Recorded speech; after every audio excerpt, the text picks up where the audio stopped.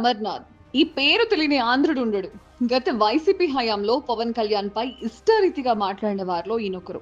అప్పట్లో మాజీ సీఎం జగన్ ని చూసుకుని చంద్రబాబు, లోకేష్ పవన్లపై అనుచిత వ్యాఖ్యలు చేశారు.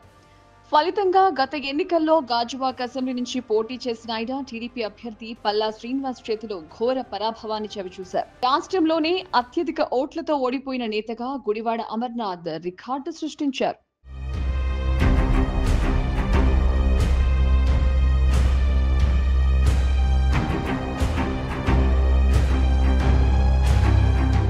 ప్రస్తుతం వైసీపీ అధిష్టానంపై గుడివాడ అసంతృప్తిగా ఉన్నట్లు వార్తలొస్తున్నాయి. ఎప్పుడు పార్టీ అధిష్టానం ఏ పని చెప్పినా యాక్టివ్ ఉంటే ఈ నేత గత కొద్ది రోజులుగా వైసీపీ కార్యక్రమాల్లో పెద్దగా కనిపించడం లేదు. దీనికి కారణం ఆయనకు ఎన్నికల్లో గాజువాక నియోజకవర్గం కేటాయించడమేనంటూ వార్తలొస్తున్నాయి. వాస్తవానికి గుడివాడ అమర్నాథ్ ని చోడవరం నియోజకవర్గ ఇన్ఛార్జిగా నియమించిన తర్వాత ఆయన ఫుల్ సైలెంట్ అయ్యారు.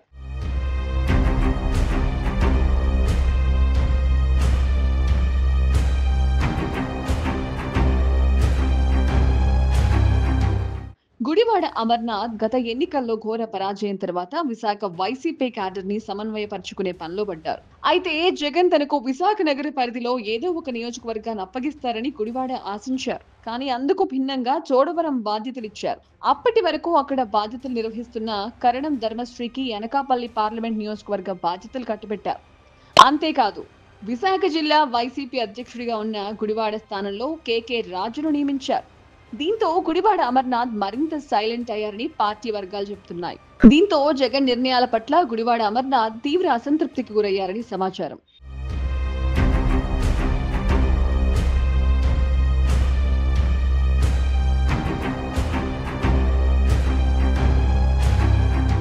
రెండు 2019 ఎన్నికల్లో అనకాపల్లి వైసీపీ ఎమ్మెల్యేగా గుడివాడ అమర్నాథ్ పోటీ చేసి గెలిచారు.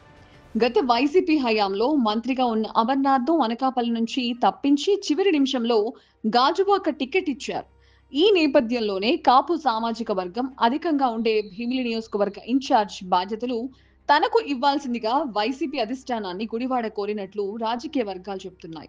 అయితే అందుకు వైసీపీ పెద్దలు ఒప్పుకోలేదని, ఇక అదే సమయంలో ఇష్టం లేని నియోజకవర్గాన్ని కట్టబెట్టడంతో పొమ్మనలేక పొగబెడుతున్నారని గుడివాడ తీవ్ర ఆవేదనలో ఉన్నారట. దీంతో గుడివాడ త్వరలో వైసీపీకి రాజీనామా చేసినా ఆశ్చర్యం లేదనే వార్తలు ప్రస్తుతం రాజకీయ వర్గాల్లో వినిపిస్తున్నాయి.